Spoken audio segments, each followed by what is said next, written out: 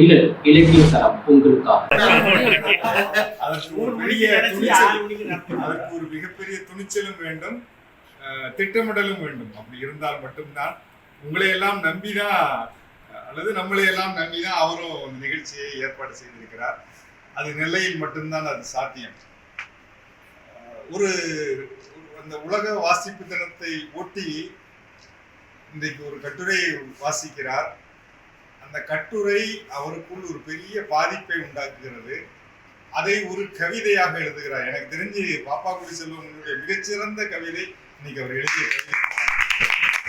நிச்சயமாக அடுத்த வகுப்பிலே தலைப்பு வைக்கிறீங்களே இல்லையோ முதல் கவிதையாக இதை வைங்க. ஏனென்றால் அது ஒரு மிகச்சிறந்த கவிதை.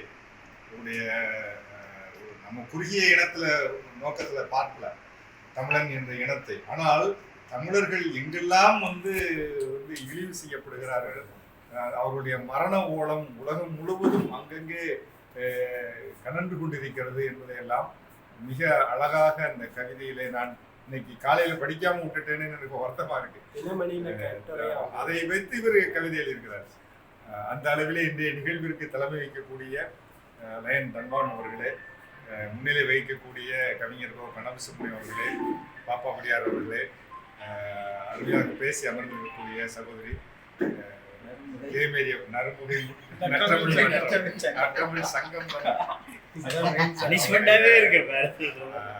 ஸ்தாபகர் ஜெயமேரி அவர்களே மற்றும் தமிழ் சான்றோர்களே, அவருடைய கவிதையிலிருந்தே நான் வரிகளை எடுத்துக்கொள்கிறேன்.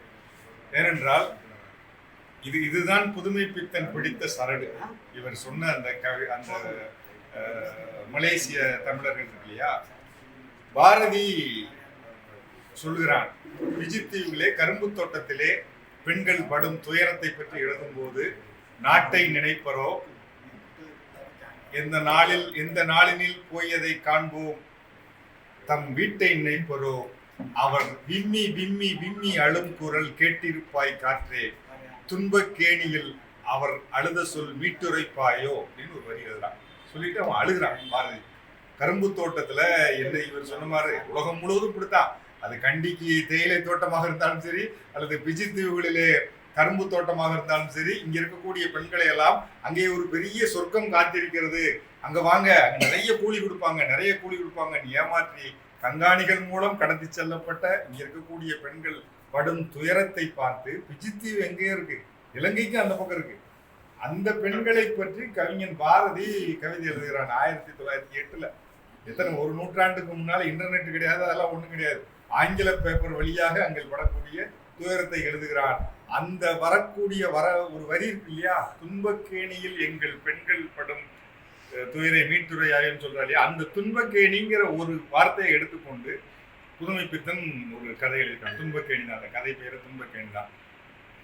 கொழும்பில் இருக்கக்கூடிய அல்லது கண்டியில் இருக்கக்கூடிய மலையகத்திலே இருக்கக்கூடிய இங்கிருந்து சென்ற ஒரு குடும்பத்தை பற்றிய கதை அது. மருதி என்ற ஒரு குடும்பத்தை, இங்கே கணவனை ஜெயில போட்டாங்க, தன்னுடைய ஒரே பிள்ளையை வளர்ப்பதற்காக இங்கே இருந்து மருதி அங்கே கொழும்புல இருக்கக்கூடிய கண்டியில் இருக்கக்கூடிய தேயிலை தோட்டத்திற்கு வேலைக்கு செல்கிறார். அங்கே இருக்கக்கூடிய வெள்ளைக்காரர்கள் எப்படியெல்லாம் அவளை மிஸ்யூஸ் பண்றாங்க எல்லாம் காட்டி மீண்டும் அந்த குழந்தையை இங்கே கொண்டு வந்து கணவனிடம் ஒப்படைச்சிட்டு போறதெல்லாம் அது ஒரு பெரிய துன்பக்கேணி, ஒரு மிகப்பெரிய கதை. அது பெரிய குறுநாவல் போன்ற ஒரு கதை. அது நிச்சயமாக நீங்கள் வாசிக்க வேண்டும். புதுமை பித்தன் பிறந்தது அவர் சொன்னது போல திருப்பாதிரி புலியூர்ல, கடலூர் மாவட்டம் திருப்பாதிரி புலியூர்ல. அவங்க அப்பா தாசில்தாருங்கிறதுனால அங்கே பிறந்தார். அங்க எங்க படிச்சாரு, இங்க 7ஆம் வகுப்புல தான் தூய யோவான் பள்ளியிலே படிக்கிறார். 7ஆம் வகுப்புல தான் ஜான்ஸ் ஹைஸ்கூல்ல படிக்காரு. பிறகு மாத்தித்தா இந்து கல்லூரியில பிஏ படிக்காரு. பையன் ஒரு வருஷத்துலும் 2 வருஷம் பெயிலாய் தான் அவரு போறாரு. ஸ்கூலா இருந்தாலும் சரி, காலேஜா இருந்தாலும் சரி. 25வது வயதிலே தான் அவரு தன்னுடைய பட்டப்படிப்பை முடிக்கிறார். ஆனால் ஏராளமான புத்தகங்களை அவர் வாசிக்கிறார். அந்த காலத்துல நீங்க ரொம்ப அவருடைய பின்னணியை புரிஞ்சுக்கணும். தமிழ் சிறுகதையினுடைய வரலாறே 105 வருஷம் தான் ஆகுது. 107 வருஷம் நீங்க சரியா சொல்ல போனா 1917 தான் தமிழ் சிறுகதையே உருவாகிறது. பாவேசொய்யர் எழுதிய குளத்தங்கரை அரச மரம் என்ற சிறுகதை தான் ஓரளவுக்கு ஏத்துக்கலாம், ஐயா சிறுகதை மாதிரி இருக்கு, இதுதான் கதைன்னு வச்சுக்கோன்னு சொல்லி ஒரு பெரும்பாலானவர் கூடி முடிவெடுத்தது அந்த 1917 வந்த கதை தான். அதுக்கு முன்னால சில கதைகள் வந்திருந்தாலும் கூட அது சிறுகதை வடிவத்திலே அமையவில்லை. பாரதி எழுதிய 1/6 ஒரு கதை கூட இருக்கு. ஆனா அது வந்து ஒரு சிறுகதைக்குன்ற ஒரு இலக்கணம் இருக்குது. அதுல அது அடங்க மாட்டேங்குது. அது ஒரு மாதிரி பெருசா போகுது. 42 வருஷ கதையை சொல்றது. கதையில அப்படி சிறுகதையில அவ்வளவு பெருசெல்லாம் சொல்லக்கூடாது. ஒரு சின்ன துவக்கம் இருக்கணும், ஒரு முடிவு ஒரு இதா இருக்கணும் தான் பார்க்கும்போது அந்த வாவேஸ்வரருடைய குலத்தங்கரை அரச மரம் தான் 1917. இவர் கதை எழுத வரும்போது 1928, கிட்டத்தட்ட ஒரு 10 ஆண்டுகள் தமிழில் சிறுகதையே கிடையாது. எல்லாம் ஒரு ஊரில் ஒரு ராஜா இருந்தார், இப்படிதான் ஆரம்பிப்பாங்க. இந்த பஞ்சதந்திர கதைகள் மாதிரி இருக்கும். அது சிறுகதை கிடையாது, கதை, அவ்வளவுதான். கதை வேறு, சிறுகதை வேறு. சிறுகதைக்கு என்று இலக்கணம் வந்து அது ஐரோப்பிய நாடுகளிலே எட்கர் ஆலன் போ போன்றவர்கள்லாம் வந்து உருவாக்கியிருக்காங்க. ஓ ஹென்றி போன்றவர்கள்லாம் ஒரு கதையை உருவாக்கி இந்த கடைசியில் ஒரு ட்விஸ்ட் வரும். அதெல்லாம் ஓ ஹென்ரியோட கதைகளில் வரும். அதை பார்த்தா இன்னைக்கு வரைக்கும் குமுதம் கல்கிலாம் வந்துட்டு இருக்கு கதையெல்லாம். இந்த கடைசி வரை ஒரு திருப்பம் இருக்கு இல்லையா, அதை அந்த மாதிரி கதைகள் எல்லாம் அமெரிக்காவிலே ஐரோப்பிய நாடுகளே உருவானது. அதுதான் நமக்கு எக்ஸாம்பிள். ஒரு சிறுகதை என்பதற்கு எக்ஸாம்பிள் அதுதான். அதை பார்த்து புதுமைப்பித்தன் வந்து எழுதுறாரு. அவர் தான் இன்னும் சொல்ல போனா தமிழ் சிறுகதையுடைய துவக்க புள்ளி. அவர் தான். குலத்தங்கரை அரச மரம் வந்து முதல் சிறுகதைன்னு சொல்லியாச்சு. ஆனா அதை படிச்சீங்கன்னா, இன்னைக்கு படிச்சீங்கன்னா கொஞ்சம் சிரிப்பா இருக்கும். ஏன்னா அந்த துவக்கமே வரும்போது உங்களுக்கு ஒரு ஒரு அரச மரம் சொல்றதுதான் பேசுது. ஒரு அரச மரம் பேசும் கதை. நான் சொல்ல போனால் நான் ஒரு மரம் தான், உங்களுக்கு நான் ருக்மிணியினுடைய கதையை நான் சொல்ல போகிறேன் அப்படின்னு தான் அந்த கதையை ஆரம்பிக்கும். இங்க சின்ன பிள்ளையில இருந்து வளர்ந்த ருக்மிணி பெரிய பிள்ளையானா, அவளுக்கு கல்யாணம் ஆச்சு.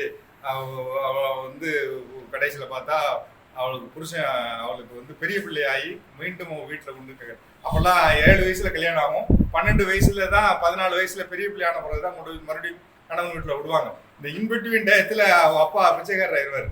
ஒரு பேங்க்ல, அர்பத்நாத் பேங்க்ல பணத்தை போட்டு எல்லாம் காலியாயிரும். அதனால அவர் 2ஆம் கல்யாணம் பண்ண முடிவு எடுத்தாரு. அதனால அந்த பொண்ணு தற்கொலை பண்ணிக்கிட்டா. ஆண்களே தயவு செய்து பெண்களுடைய இந்த பாவத்தை எல்லாம் சம்பாதிச்சுக்காதீங்க, பெண் பாவம் பொல்லாது அப்படின்னு போய் கதை முடியும். ஒரு அட்வைஸ் மாதிரி முடியும். ஆனால் அதன் பிறகு ஐரோப்பிய கதைகள் எல்லாம் படித்து விட்டு முதலாக வந்த சிறுகதை என்று பார்த்தால் புதுமைப்பித்தனுடைய சிறுகதை தான். உலகளாவிய சிறுகதை.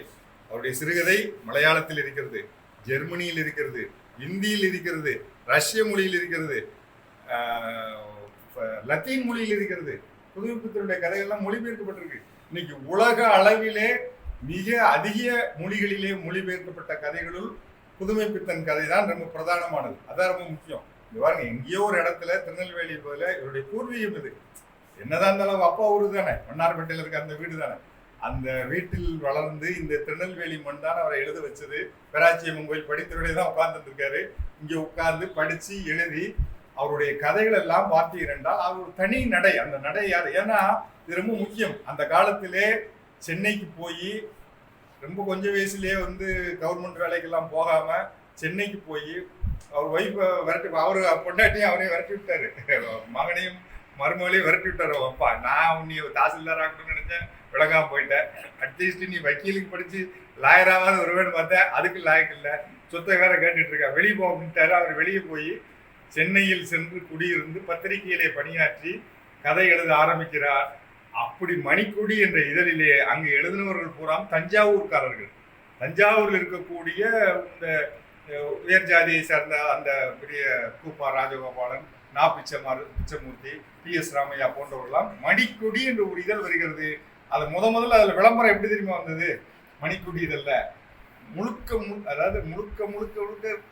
எல்லாம் இல்ல 12 வரும், எல்லாம் சிறுகதைகள் அப்படின்னு அந்த விளம்பரமே. வேற எதுவும் கிடையாது, கவிதை கிடையாது, கட்டுரை கிடையாது, சிறுகதைகள் மட்டும். சிறுகதைக்கு மட்டுமே வந்த ஒரே இதழ் மணிக்குடி இதழ். அந்த மணிக்குடி இதழ் ஒரு தராசுல வந்து தஞ்சாவூர் எழுத்தாளர்கள் 12 பேரை வைத்தால் தராசின் மறுபக்கத்திலே திருநெல்வேலியை சேர்ந்த ஒரே எழுத்தாளர் புதுமைப்பித்தன் மட்டும்தான்.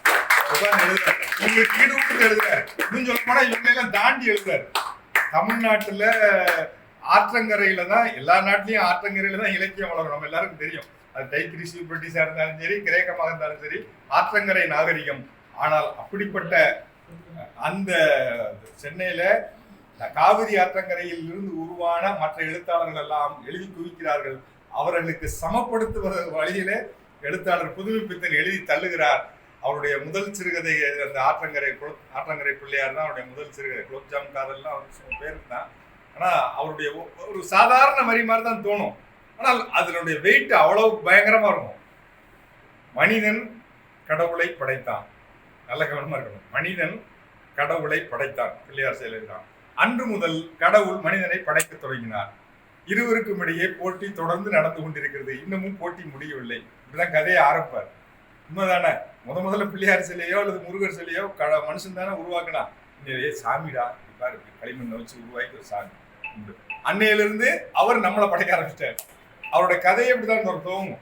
இப்படி ஒவ்வொரு வரியும் பாத்தீங்கன்னா புதிதாக இருக்கும். அவருடைய கதைகள் பூராமே 108 சிறுகதைகள் தான் எழுதியிருக்காரு. வெறும் 108 சிறுகதைகள். கவி அவங்க மேடம் சொன்ன மாதிரி கவிதைகள் எழுதியிருக்காங்க. அது மிக குறைவு. அவர் வேலூர் கந்தசாமி கவிராயர் அப்படிங்கிற பெயர்ல கவிதை எழுதியிருக்காரு. திருநெல்வேலி அல்வாபதி கவிதை எழுதியிருக்காரு. அது ரொம்ப முக்கியம். அதே மாதிரி செத்த பிறகு எழுத்தாளனுக்கு செலவு வச்சு கொண்டாடாங்க, செலவைக்கு அது விஷயம். ஆனா அவர் சொன்னது உயிரோடு இருக்கும்போது அவரை காப்பாற்றுங்களா. அது கூப்ப ராஜகோபாலன் என்ற எழுத்தாளர். அவர் தான் மணிக்குடியில எழுதினவர். அவர் செத்த பிறகு ஒரு குடும்பத்துக்கு நிதி வசூலிக்கும் போது அவர் சொல்றாரு, உயிரோடு இருக்கும்போது இந்த ஆளு கொஞ்சம் ஹெல்ப் பண்ணிருக்கலாம், அவர் செத்து போன பிறகு எதுக்குடா நிதி வசூல் பண்றீங்க, அது என்னத்துக்கு அப்படின்னாரு. ஆனால் அவருக்கே அப்படிப்பட்ட ஒரு சூழல் இறுதி காலத்திலே உருவானது. ஏனென்றால் அவர் ஏராளமான மொழிபெயர்ப்புகள் பண்ணியிருக்கிறார். நீங்க சென்னை போன்ற நகரத்தில் இருந்து கொண்டு முசோலினியை பற்றி எழுதியிருக்கிறாரு. ஜடாமுனி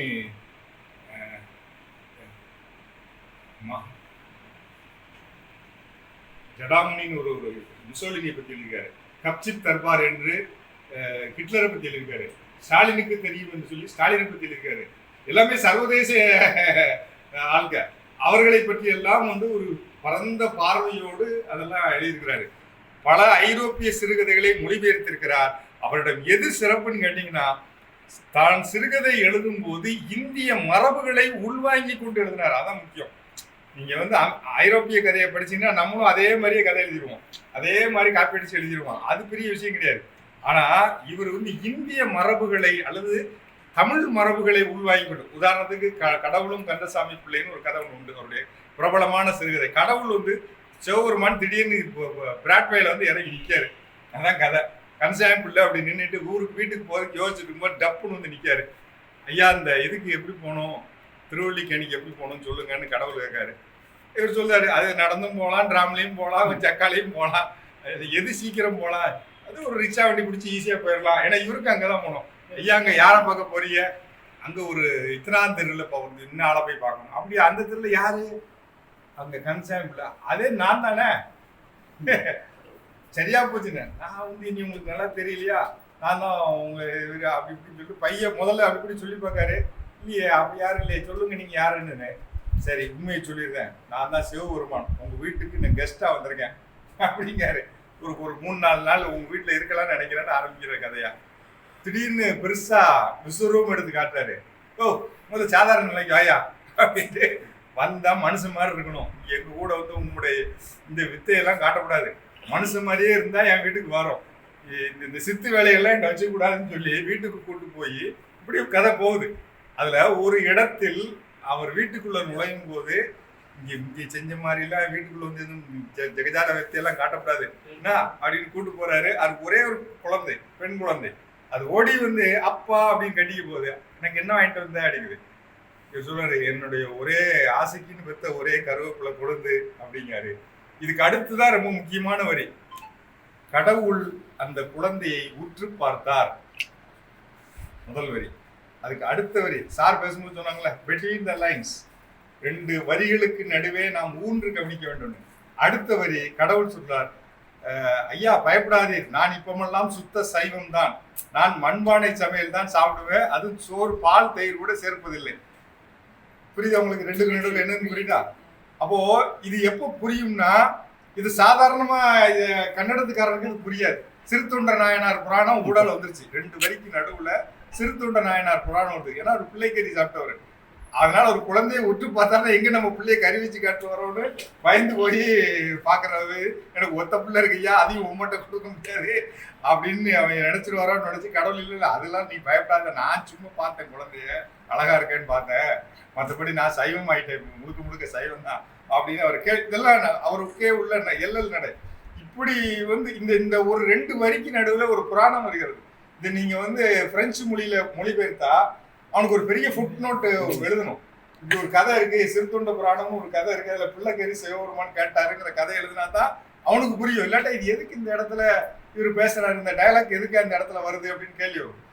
அப்படி வந்து புராண மரபுகளை அவர் சைவ குடும்பத்துல பிறந்ததுனாலே என்ன தெரியல, அந்த மாதிரி பல தன்னுடைய சிறுகதைகள்ல அங்கங்க திருவிளையாடல் புராணத்தை சொல்லுவாரு, மாணிக்க வாசகருடைய நரி பரியாக்கிய கதையெல்லாம் சொல்லுவாரு. இப்படி பல கதைகளில் அகலியை பற்றி சொல்லுவாரு. இப்படி ஏராளமான விஷயம். மீட்டுருவாக்கம் செய்வது. நம்ம அகலிகைன்னு என்ன நினைச்சிட்டு இருக்கோம்? அகலிகை என்று சொன்னால் ராமனுடைய கால் பாதம் பட்டு அவள் மறுபடியும் மீண்டும் பெண்ணானாள். ஏனென்றால் கௌதம முனிவர் அவருக்கு சாபம் கொடுத்தார், நீ வந்து இந்திரனோட செல்ல ஆரம்பிச்சிட்ட அப்படிங்கிறது நமக்கு எல்லாருக்கும் பொதுவாக தெரியும். அவள் தெரியாமல், கணவன் என்று தெரியாமல் இந்திரனோடு அவன் மாறு வேடத்துல வந்ததுனால அது நடந்தது அப்படின்னு கம்பெனி எழுதியிருப்பார். ஆனா இவர் அந்த கதையை திருப்பி மாத்தி எழுதுறாரு. கௌதம முனிவர் இந்த கதை அப்படியே வரும், இவர் திருப்பி மறுபடியும் அந்த கதையில வருவாரு. ஏதோ தப்பு நடந்திருக்க மாதிரி தெரியுது, விடிஞ்ச மாதிரி தெரியலையே, பறவைகள் சத்தம்லாம் கேட்குது, ஆனா இங்கெல்லாம் பறவைகள் கேட்கல, ஏதோ தப்பு நடந்திருக்குன்னு கேட்டு வருவாரு. அங்கே பார்த்துருவாரு, மனைவி காலில் வந்து விடுவா. உடனே இந்திரா, உலகத்து பெண்களை எல்லாம் நீ சகோதரி போல் நினைப்பதில்லையா அப்படின்னு இந்திரனை பார்த்து கேட்பாரு. போய் வா இந்திரா அப்படின்பாரு. போயிட்டு வா, அவனை மன்னிச்சிடுறேன் அப்படிங்கிற கௌதம முனிவர். கடவுளுக்கே கண்ணு தெரியல, நீ என்ன செய்வ பாவம் அப்படின்னு மனைவியை மன்னிச்சிடுறாரு. அதாவது அதே மாற்றி சொல்றாரு. அதே சாப மோசனம் என்று இன்னொரு கதையில் சொல்லும் போது அந்த அகலியையும் சீதையும் பேசிக்கொள்கிறார்கள். ரெண்டு பேரும் பேசிக்கிறாங்களாம். எத்தனையோ வருஷங்களுக்கு பிறகு அகலியவும் சீதையும் பேசுறாங்களாம். சீதை கேஷுவலா சொல்றா, நாங்க போயிட்டு வந்தோமா, காட்டுக்குள்ள இருந்தோமா, எல்லாம் முடிஞ்சதா, இங்க வந்த பிறகு திடீர்னு ஒரு தீக்குளிக்க சொன்னார். என்ன தீக்குளிக்க சொன்னாரா? யாரு? அவர் தான், ராமன் தான் வந்து நீ தீக்குளிக்க சொன்னாரு. அவனா சொன்னான் அப்படிங்க. யாரு? அகலியை. யாருடைய பாதம் துளிப்பட்டு சாப மோசனம் கிடைத்தாலோ அந்த அகலியை அவனா சொன்னான் அப்படின்னு. ஆமா, இதுல இருந்து இருக்கு, உலகத்திலே நான் கற்பானவள் என்று நிரூபிக்கிறதுக்கு அதை தவிர வேறு வழி இல்லை இருந்தான். மனசுதானே சுத்தமா இருக்கணும், உடம்பு சுத்தமா இருக்கணும்னு யாரு இருக்குன்னா அவனுக்கு தீண்டவே இல்லை. தெரியுமில்ல, தன் மனைவியை பற்றி உனக்கு தெரியுமில்ல, அவன் எப்படி உன்னை எப்படி சந்தேகப்படலாம் என்று சொல்லி மீண்டும் அகலியை கல்லானால் முடிச்சிருப்பார். இப்படி இருக்கிற உன் கால் பட்டு இருக்கிற விட நான் மறுபடியும் கல்லாவே இருக்கு போறேன், என்னடா பெரிய ஆளு அப்படி. எதுக்கு இந்த கதையை சொல்ல வரடா? இந்த கதையை வந்து இந்த சிறுகதை தொகுப்புல சேர்க்கலாம் நினைச்சோம். ஒரு ஆள் கரெக்டா சொன்னாரு, வேண்டாம் இந்த நேரத்துல இந்த கதையை சேர்க்க வேண்டாம், வேற ஏதாவது இல்லைங்க வந்துடும். நீங்க இவ்வளவு கஷ்டப்பட்டு ஒரு 73 சிறுகதைகளை கொண்டு வந்திருக்கீங்க, நீங்க உங்களுக்கு ராமர் கோயில அது இதுன்னு இருக்கான், இப்ப போய் இந்த கதையை கொண்டு வந்து அது கடைசியில இந்த கதையை சொல்லி சிக்கலாகி மத்த கதையும் படிக்காம போயிடுவான். அதனால வேற ஒரு நல்ல, அவர்தான் எத்தனை கதையில் இருக்காருன்னு சொல்லி கடைசி நேரத்துல காலனம் கிளம்பி இந்த கதையை மாத்தணும். எதுக்கு சொல்றேன்னா, இதுதான் பார்வை, சரியான பார்வை. ஒரு பெண்களை பற்றிய பார்வை, புராணத்தை மீட்டுருவாக்கம் செய்து பார்க்க வேண்டிய பார்வை. அதனாலதான் அவர் நின்றுட்டு இருக்காரு. நீங்க வேற ஒன்றும் வேண்டாங்க. ஒரு 50 வருஷத்துக்கு முன்னால நீங்க எல்லா நூலகத்துல இருந்து நிறைய வந்திருக்கீங்க. உங்களுடைய ஏதாவது ஒரு சிறுகதை தொகுப்பு, பழைய தொகுப்பு எங்கேயாவது ஒன்று கிடக்கும். ரொம்ப வள்ளிக்கண்ணனே எடுத்துக்கும். வள்ளிக்கண்ணனுடைய யாருடைய சிறுகதையை நீங்க எடுத்து வாசிச்சு பாருங்க, ரொம்ப சிரிப்பா இருக்கும். இது இப்படி போய் எழுதியிருக்காங்களே, ரொம்ப எலிமெண்ட்ரியா இருக்கும். அந்த கதை வாசிக்கும் போதே இன்னும் இவ்வளவு ஒரு குடிசை இருந்தது, அந்த குடிசையில் ஒரு வயதான தாத்தா இருந்தாங்க. ஆனால் புதுமைப்பித்தனுடைய அவர் எழுதி கிட்டத்தட்ட 85-90 வருஷம் ஆகுது. இப்பவும் அவருடைய கதைகள், பிரம்மராஜஸ் என்ற கதையை படிங்க, மணக்குகை ஓவியங்கள் கதை படிங்க, உங்களுக்கு புரியாது, சட்டுன்னு புரியாது. இவர் என்ன சொல்ல வர்றாரு இந்த கதையில என்ன புரியாது. அவ்வளவு நுட்பமாக எழுதியிருப்பார் ஒவ்வொரு கதையும். யமன் வந்து உயிர் எடுக்க வரான், கிழவியோட உயிரை, எங்க வெள்ளக்கோயில் கதை இப்படிதான். அவர் ஆரம்பிக்கும் போதே ஒரு சொடக்கு போட்டு தான் எடுப்பாரு. பாளையங்கோட்டக்காரன் ஒரு கொக்கி போட்டு தான் எடுப்பாரு. அது பேர் வந்து வெள்ளக்கோயில் தான். வெள்ளக்கோயில் என்பது ஊரின் பெயர். ஆனால் பாளையங்கோட்டையில போய் வெள்ளக்கோயில்னா உலகத்தை விட்டு நீர் விடைபெற்று போகிறீர் என்று அர்த்தம் ஆரம்பிப்பாரு. கதையவே அவர் தான் சொல்லுவாரு, தானே சொல்லுவாரு. அது செத்து போயிட்டான்னு அர்த்தம். நீ அங்க வெள்ளக்கோயில் போயாச்சுன்னா கதை முடிஞ்சுன்னு அர்த்தம். அப்படிதான் அவர் ஆரம்பிப்பார். ஆனால் அங்கே போய் திரும்பி வந்தவர்களும் உண்டு. சுப்பு அங்கதான் வந்து கள்ளச்சாராயம் ஊற்றி கொடுக்காருங்கிறது கதையை கொண்டு போவார். அப்படி அவர் போகும்போது யமன் வந்து பாட்டி கிழவியோட உயிரை எடுக்கிறதுக்கு வரான், மூத்தவ. அதனால போருக்கு முதல்வனையும் ஊருக்கு முதல்வனையும் வந்து அவங்க தான் நேரில் வந்து அந்த உயிரை எடுத்துட்டு போகணுமா. கிழவி கேட்கா, நீ யாரு? என் பேரப்பிள்ள தானே அப்படிங்க. கிழவி, உன் பேர இல்லை, நான் யமன், உன் உசுரை எடுத்துட்டு போறதுக்கு வந்திருக்கேன் நானு. உங்க சித்தி எரி அப்படிங்க, உட்காரு அப்படிங்க, நான் என் கேள்விக்கு பதில் சொல்லுங்க.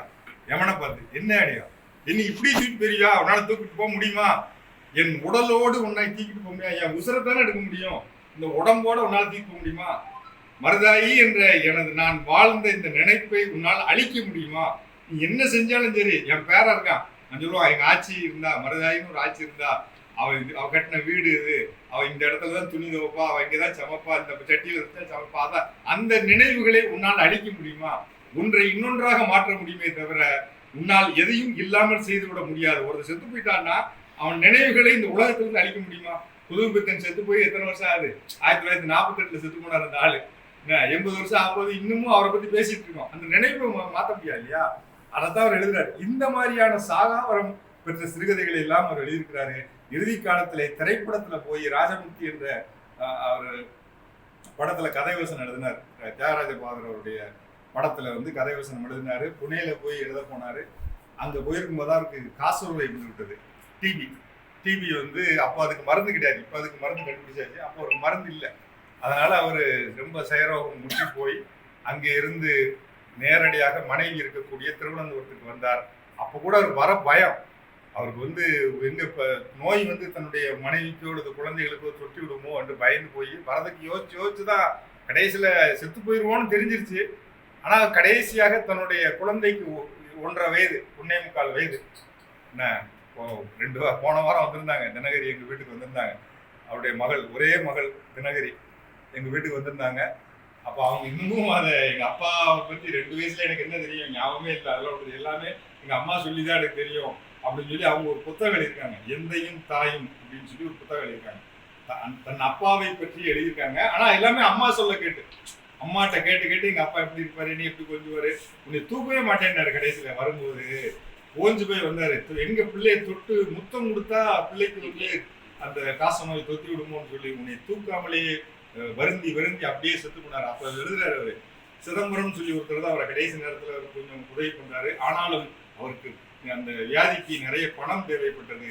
தமிழ் சமூகம் என்னை ஆதரிக்க வேண்டும், நான் அவ்வளவு மகத்தான படைப்புகளை நான் தந்திருக்கிறேன், மிகச்சிறந்த சிறுகதைகள் என்று சொன்னால் அது என்னுடைய சிறுகதைகள் தான். எவ்வளவு தன்னம்பிக்கை பாருங்க அவருக்கு. மிகச்சிறந்த சிறுகதைகள் தமிழில் என்றால் அது என்னுடைய கதைகளாகத்தான் இருக்கும். என்னுடைய படைப்புக்கு தமிழ் சமூகம் நன்றி கடன் பட்டிருக்கிறது, நீங்கள் எனக்கு உதவ வேண்டும் அப்படின்னு அவர் பத்திரிகையில சொல்றாரு. எல்லாரும் கைவிட்டாங்க. தமிழ் சமூகம் அவரை கைவிட்டு விட்டது. கடைசி வரை ஒரு மருந்து வாங்குவது கூட காசு இல்லை. எனக்கு சீக்கிரம் மணி ஆர்டர் வரமாட்டேங்க அப்படின்னாரு. மணி ஆர்டர் என்று சொல்வது சாவு செய்தி. சீக்கிரம் என்னை எமன் எடுத்துட்டு போகாம இருக்கானே, என்னால நாளுக்கு நாள் என் உடம்பு வலி கூடிக்கொண்டே போகிறது, என் மனைவியை காப்பாற்ற முடியவில்லை. ஏனென்றால் அவர் வாழ்நாள் முழுவதும் நகைச்சுவை எல்லோடு தான் வாழ்ந்தார். எல்லா விஷயத்தையும் அவருக்கு கிண்டல் தான். அவருக்கு அவருடைய சொந்த வாழ்க்கையா இருந்தாலும் சரி, ஏனென்றா அவர் பெரிய அரசு வேலைக்கெல்லாம் போல, முழுக்க பத்திரிகை ஆசிரியர், அப்படி மொழிபெயர்ப்பாளர், கராரான விமர்சனம் எழுதக்கூடியவர், எந்த இடத்திலையும் யாரோடும் சமரசம் செய்து கொண்டதே இல்லை. கல்கிக்கும் அவருக்கும் மிகப்பெரிய சண்டையெல்லாம் வருது, எழுத்தாளர் கல்கிக்கும். ஏனென்றால் பாரதி மகாகவியா அல்லது தேசிய கவியா? முடிச்சிருவேன், 2 நிமிஷம்.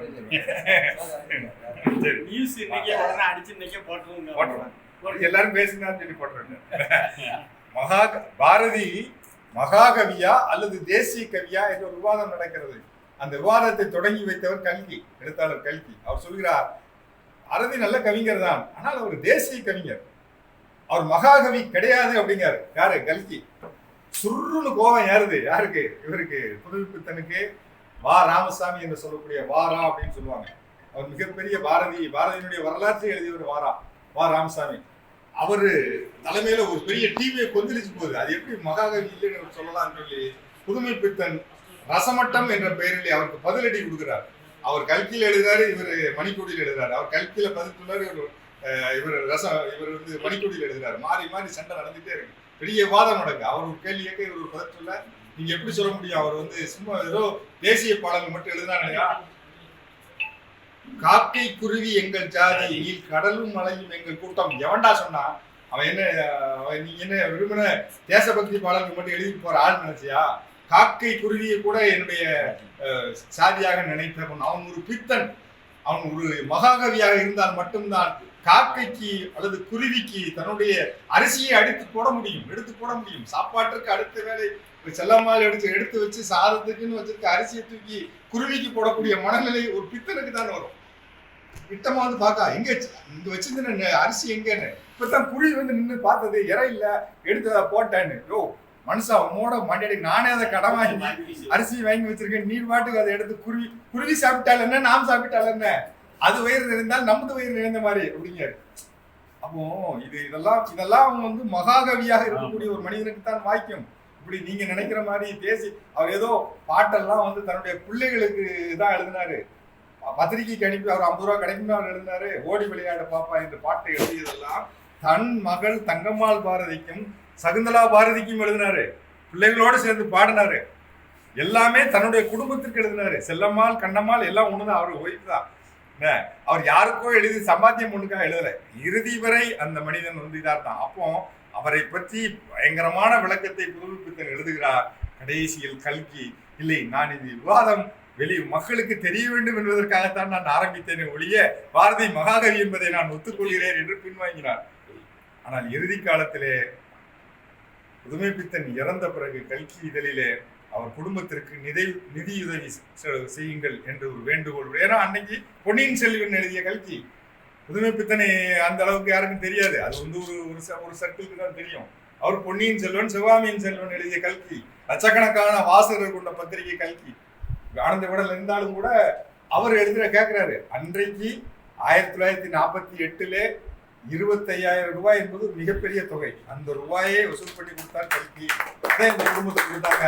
அதை வச்சுதான் இன்னைக்கு அவங்க ராஜா அண்ணாமலைபுரத்துல ஒரு இடத்த வாங்கி இன்னைக்கு புதுமைப்பித்தன் நிலையம் ஒரு வீட்டை கட்டி அந்த அவர் இறந்த பிறகு ஏதோ அவங்களுக்கு. ஆனால் அவருடைய புதுமைப்பித்தனுடைய வாழ்க்கை வரலாறை எழுதியவர் தோமுசி ரகுநாதன்.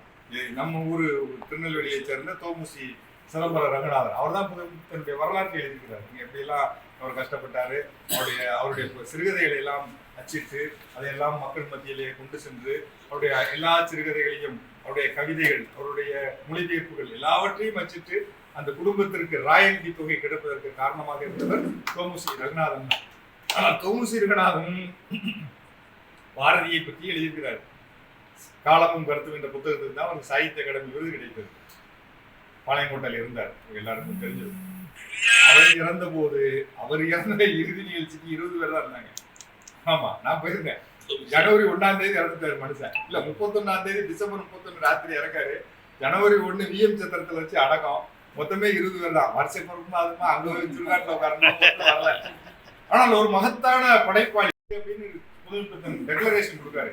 யாரும் அவர் சிதம்பரம்னு ஒருத்தர் கூடயே இருந்து சொல்றான், நான் வந்து கதைகள் எழுதியே வாழலாம், நீங்க செத்து போயிருவ, நீ முழு நேர இலக்கியவாதி ஆகாத, ஏதாவது வேலை பாரு, இலக்கியம் உனக்கு சோறு போடாது, நீ கைவிட்டு விடும், தமிழ் இலக்கிய உலகம் உன்னை கைவிட்டு விடும், என்னை போலதான் நீ அனாத மாதிரி செத்து போவ அப்படிங்கிறாரு.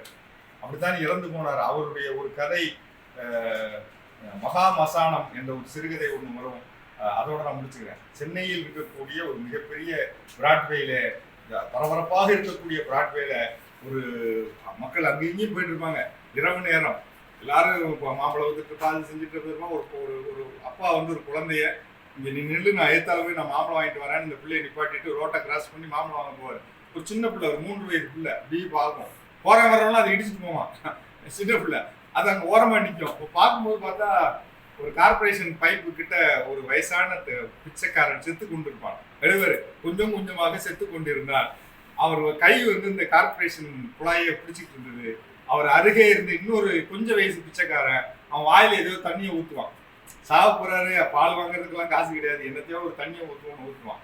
அது இன்னொன்று நிறைய உணவுன்னுட்டா விடாது, குபுக்குன்னு விழுந்துரும், இல்லாட்டா விடாது. இந்த குழந்தைக்கு அது ரொம்ப வித்தியாசமா தெரியும். வயசான ஆளுக்கு என்னமோ ஊத்துறாங்களேன்னு கிட்ட போய் பார்ப்போம். மெதுவா மெதுவா அப்படிங்கும், பார்க்கக்கூடாது, போ போ போ அப்படிமா அந்த பிச்சைக்காரன். அந்த இளம் வயது பிச்சைக்காரன் குழந்தைய பார்த்து சொல்லுவான், என்னது என்ன செய்யறாருன்னு. அவர் செத்துட்டு இருக்காரு அப்படிமா. அந்த பிள்ளைக்கு புரியாது, என்னது செத்துட்டு இருக்காரா அப்படின்னா அப்படிமா தாயோட காப்பின் பாட்டு காட்டுவான். அந்த பிள்ளை நல்லா இருக்கு, இன்னொரு தடவை செய்ய அப்படிங்கும். இங்க போ அப்படின்னு சொன்னோடனே பால் வாங்கி கொடு, எங்க அம்மாலாம் எனக்கு பால் தான் வாங்கி சங்கில ஊற்றி கொடுப்பாங்க. காசு இருக்கா அப்படிமா. இந்த கையில ஒரு வெள்ளி காசு எடுத்து அந்த குழந்தை கொடுத்துரும். இரு நான் போய் பால் வாங்கிட்டு வரேன்னு சொல்லி இவன் அந்த ரோட்டா கிராஸ் பண்ணி போகும்போது இவனும் இந்த சின்ன குழந்தைக்கு அந்த பிச்சைக்காரன் செத்து கொண்டிருப்பதை பார்க்கணும். வாவா வாவா அப்படின்னு கூப்பிடும். அந்த பிச்சைக்காரன் அப்பதான் கூடுவான், வாவா வாவா. ஒரு நிமிடம் அந்த வாவா கண்களை திறந்து பார்ப்பான். ஒரு ஈ வந்து அவன் கண்ணிலே வந்து மொய்க்கும். அடுத்த நிமிஷம் இந்த குழந்தையோட அப்பா அங்க என்னடி பண்ணிட்டு இருக்காரு, இல்ல இல்ல இந்த பூச்சாண்டியை பார்த்துட்டு இருங்க அப்படின்னு குழந்தை வந்துடும். அடுத்த நிமிடம் அந்த செத்து போயிடுவான் ஆள். ஒரு மிகப்பெரிய சாலை, ஒரு மிகப்பெரிய நகரம், ஒரு மெட்ரோபாலிட்டன் நகரம், அந்த நகரத்திலே ஒரு மனிதன் எல்லாருக்கும் முன்னால் செத்து கொண்டிருக்கிறான். இந்த சமூகம் போயிட்டு வந்துகிட்டு இருக்கு. ஒரு மனிதன் கூட பார்க்கவில்லை. ஒரு 3 வயது குழந்தை இது பக்கத்துல போய் என்னதுன்னு பாக்குது. அதை அவர் எழுதிப்பான் மகா மசானம். அதுக்கு அர்த்தம் என்னன்னா, மகா மசானம் மிகப்பெரிய சுடுகாடுன்னு அர்த்தம். சென்னையே சுடுகாடு என்று சொன்னவன் புதுமைப்பித்தன். அப்படிப்பட்ட புதுமைப்பித்தனுக்கும் இறுதி காலத்திலே மகா மசானம் போல்தான் தமிழ் சமூகம் அவனை ஒதுக்கி வைத்தது. அவனை கண்டுகொள்ளவில்லை. அவர் இறந்து போனார். ஆனாலும் கூட அவருடைய எழுத்துக்களின் மூலம் சகாவரம் பெற்று இன்னமும் உயிர் வாழ்ந்து கொண்டிருக்கிறார். அவருடைய படைப்புகளை வேற ஒன்றும் வேண்டாம். நீங்க எல்லார் கையிலையும் மொபைல் போன் இருக்கு, எல்லார்ட்டையும் மொபைல் டேட்டா கண்டிப்பா இருக்கும். இன்னைக்கு போய் ஒரு முறை கடவுளும் கந்தசாமி பிள்ளையும் டைப் பண்ணிங்க, அந்த கதை வந்துடும்.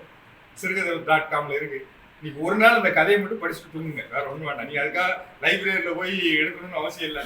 சில பேர் வீடுகளில் புஸ்தகம் இருக்கும், அந்த புஸ்தகம் புதுமைப்பித்தன் கதைகள் இருந்தா அதை நேரடியாக படிங்க. அப்படி இல்லை மொபைல்ல பார்க்கணும்னா நீங்க சிறு கடவுளும் கந்தசாமி பிள்ளையும் அல்லது பொன்னகரம் ஏதாவது ஒரு கதையை எடுத்து படிச்சீங்கன்னா இன்னைக்கு அது ஒண்ணுதான், அது போறோம். இன்னைக்கு இப்போ உலக புத்தக தினமாகவும் நீங்க எடுத்துக்கலாம். ஒரு கதையை வாசித்தோம், ஒரு புதுமைப்பித்தன் நினைவாக இந்த கதையை வாசித்து நினைச்சுக்கலாம். அவங்க தினகரி கொடுத்துட்டு போயிருக்காங்க. அதாவது எந்தையும் தாயும் நான் எங்க அப்பா பத்தி எழுதியிருக்கேன், இதை திருத்தம் செய்து கொடுங்கன்னு என்ற பெரிய பொறுப்பை என்கிட்ட கொடுத்துருக்காங்க. நீங்க அதை சரி பண்ணி கொடுங்க, நான் எழுத்தாளர் கிடையாது. நீங்க கேட்டீங்கல்ல வாரிசுகள் இல்லைன்னு, புதுமைப்பித்தனுடைய மனைவி நிறைய சிறுகதை எழுதியிருக்காங்க. கமலா விருத்தாச்சலம் நிறைய எழுதியிருக்காங்க. இந்த அம்மா இப்பதான் ஒரு